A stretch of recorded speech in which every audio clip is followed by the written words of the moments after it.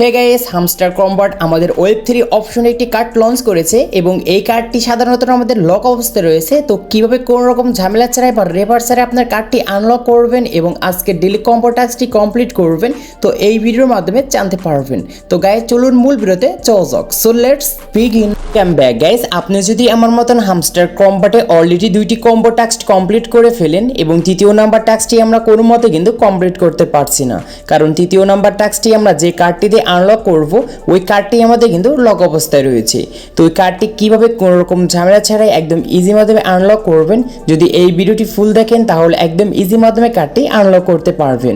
তো তৃতীয় number daily combo টাস্কটি দেখার জন্য নিচে দেখতে পারবেন ওয়েব3 একটি অপশন আছে, এইখানে ক্লিক করবেন।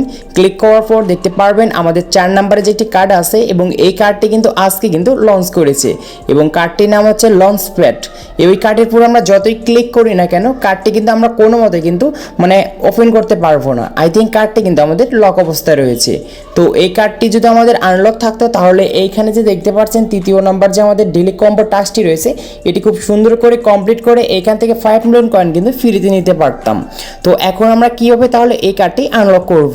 তো এই কার্ডটি আনলক করার জন্য দেখতে পারবেন নিচে তাদের একটি শর্ত দেওয়া আছে এবং এই শর্তটি অনুযায়ী কাজ করলে 100% কিন্তু কার্ডটি ইজি মাধ্যমে আনলক করতে পারবেন। তো তাদের শর্তটি হচ্ছে বিসি ল্যাবস যে কার্ডটি রয়েছে এই কার্ডটি খুঁজে বের করে এই কার্ডের লেভেল কিন্তু আমাদের 15 করতে হবে, তাহলে আমাদের লঞ্চ প্যাড যে কার্ডটি আছে এটি কিন্তু আনলক করতে পারবো। তো এখন কথা হচ্ছে বিসি ল্যাবস কার্ডটি আমরা কোথায় পাবো? তো ফার্স্টে দেখতে পাচ্ছেন পিআর অ্যান্ড টিম অপশন, এইখানে ক্লিক করবেন। ক্লিক করার পর দেখতে পারবেন আমাদের মাঝে অনেকগুলো কার্ড আসবে, জাস্ট কার্ডগুলো স্ক্রল করে নিচে নিয়ে যাবেন।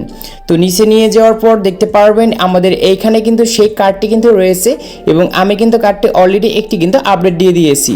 তো দেখতে পাচ্ছেন কার্ডটির নাম আছে ভিসি ল্যাবস এবং এই কার্ডটি আমাদের কিন্তু 15 লেভেল করতে হবে, তাহলে কিন্তু আমাদের ওই লঞ্চ প্যাড যে কার্ডটি আছে ওই কার্ডটি কিন্তু আনলক করতে পারবো। তো এখন ভিসি ল্যাবস কীভাবে আমরা আপডেট করব? এটি আপডেট করার জন্য ভিসি ল্যাবস কার্ডের উপর একটি ক্লিক করব।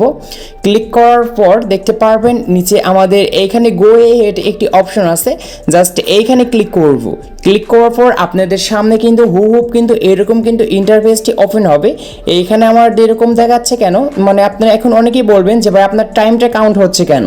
টাইমটি কাউন্ট হচ্ছে কারণ এই কার্ডটির ডিমান্ড অনেক পরিমাণে ভালো এবং আমরা অনেক কিন্তু এখান থেকে গোল্ড কয়েন দিয়ে কিন্তু আমরা কার্ডটি আপডেট করে নিয়ে আসছি এবং এই কার্ডটি পরবর্তীতে আমরা আপডেট করতে পারবো 1 ঘন্টা 30 মিনিট পর কিন্তু আমরা এই কার্ডটি আবারও কিন্তু আপডেট করতে পারবো।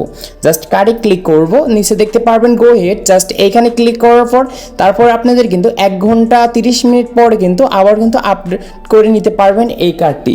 আশা করি বুঝতে পেরেছেন। এরকমভাবে আমাদের এই কার্ডের লেভেল কিন্তু এইখানে 15 করতে হবে। তারপরে আমাদের যে দেখতে পারবেন ওয়েব3 যে লেখা আছে এখানে ক্লিক করবেন।